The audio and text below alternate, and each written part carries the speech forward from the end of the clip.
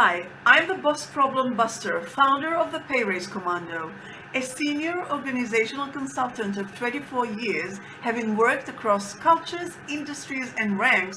I'm also a social psychologist with a master's and a bachelor's degrees, both with honors. My team and I train past over corporate professionals like you to get that pay raise and promotion you're overdue for so that you can finally kill your Monday blues before you sink further and bring your inner joy back, which is the best part of my job and the goal of this channel. Kill your Monday blues and bring your inner joy back. Now, back to the salt mines. Today's video is a bonus installment I'm inserting here just before getting to all the fixes of all the 7 Office Romance boss problems we have enumerated so far, which we will get to next time. This bonus is designed to complete the gear shift we have made last time from focusing exclusively on how your Office Romance screws up your chances for a promotion and a pay raise to now also drilling down into your relationship itself.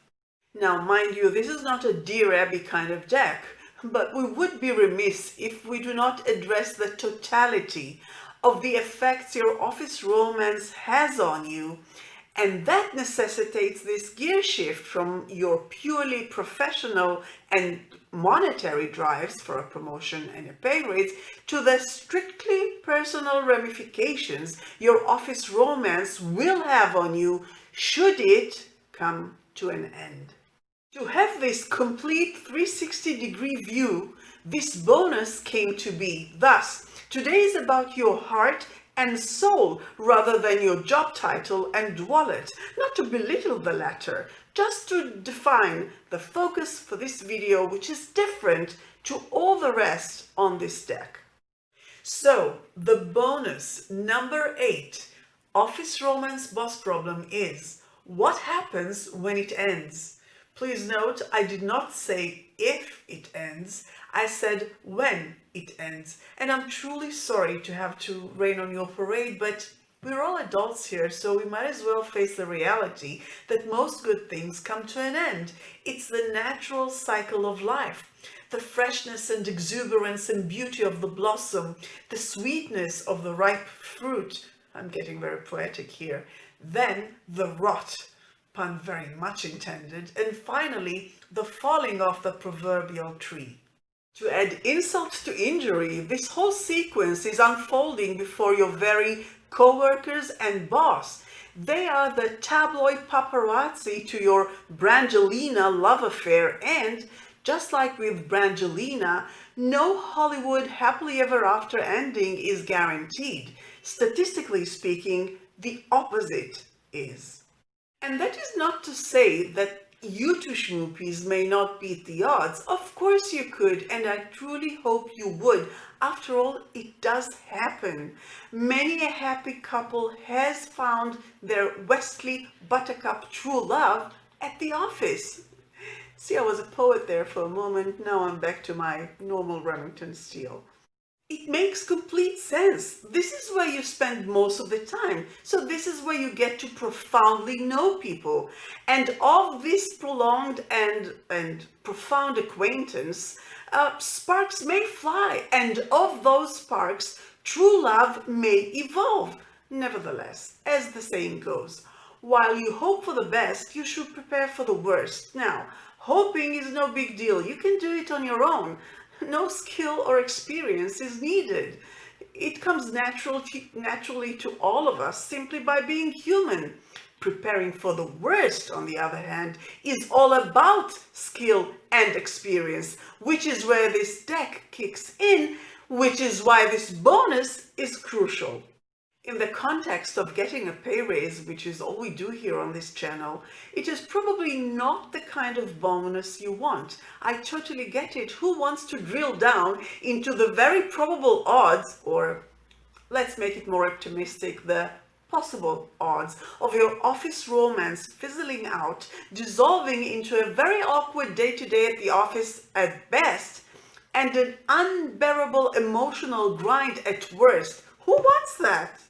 But this is not some fluff, feel-good, kumbaya bullshit channel, but a realistic, pragmatic, tough love channel. So we do not pander you for your subscriptions and likes, though we obviously want and need them to ride the algorithm. Instead, we go by what you actually need, based on our decades of professional skill and experience to help you save both your career and your relationship, which is why this bonus is what it is. So, if you acknowledge this, even begrudgingly so, and you want to make sure you have all your bases covered, not leaving any stone unturned, stick around, it will be worth your time. So, what does happen when your office romance ends? 5 things. Number 1, you're back to square one. You come full circle to where you started off of, but not in a good way. Remember the first 2 office romance boss problems we've covered? Those where you're not focused on the job and you become a distraction for others. Well, what happens with those 2 now that your office romance is no more depends on how you've dealt with them since they first started. If you've managed to control them by now, thus they have subsided, then now there's a relapse and they kick in once again. If you have not managed to control them, thus they have been present all along your office romance, now that it ends, they are exacerbated even further. Obviously, this does not bode well for your chances for that promotion and/or pay raise you so want, which is not our focus today. But even from a pure personal perspective, your personal perspective, this puts an added burden on you emotionally and mentally on top of that of your breakup. So there's the heartache of the breakup itself, which is then compounded by your presumably deteriorating performance, and then topped off by your diminishing chance to get ahead that stems from the previous 2. A perfect storm of both career and personal life that can easily throw you off the track and for some time to come. This is bad for any employee, but all the more so for a highly driven one such as yourself, which is why this crippling outcome is something you should take into account when you embark on an office romance. Actually, it's not so much taking it into account per se, because falling in love is not a logical, calculated behavior. It's more about being aware. So just be aware of this possible outcome as part of the bigger picture of being aware of the possible or probable breakup of your relationship. The second thing that happens when your office romance ends is you face the awkwardness, to say the least, of still having to work shoulder to shoulder with your ex-schmoopy. Navigating the day-to-day at the office was intricate enough when you were still together. Now what?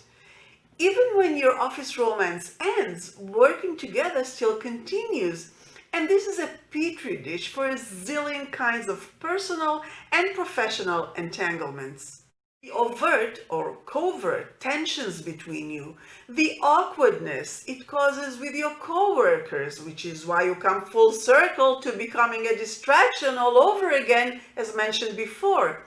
The realignment of interpersonal cliques, for example, whom of your mutual friends on the team when you were a couple is going with you and whom is going with schmoopy, which is not your schmoopy anymore, and whom is undecided, which adds yet another layer of awkwardness all around. You know how it is, and you know it is so. I'm not contriving nor exaggerating. If you'd like the full transcript of this video and all the videos on this channel, see the link in the description. It's on our website, bossproblembuster.com, because it's too long to paste here, so not a trick to get you there. But if you do hop over, you'll find many practical reads and a forum where you can discreetly and anonymously ask us anything in regards to landing that promotion and pay raise, to which we reply very quickly. So, if you'd like to get a promotion with a pay raise or a pay raise independent of a promotion, kill your Monday blues and bring your inner joy back, then subscribe, give this video a thumbs up, and hit the notification bell so that we can meet again.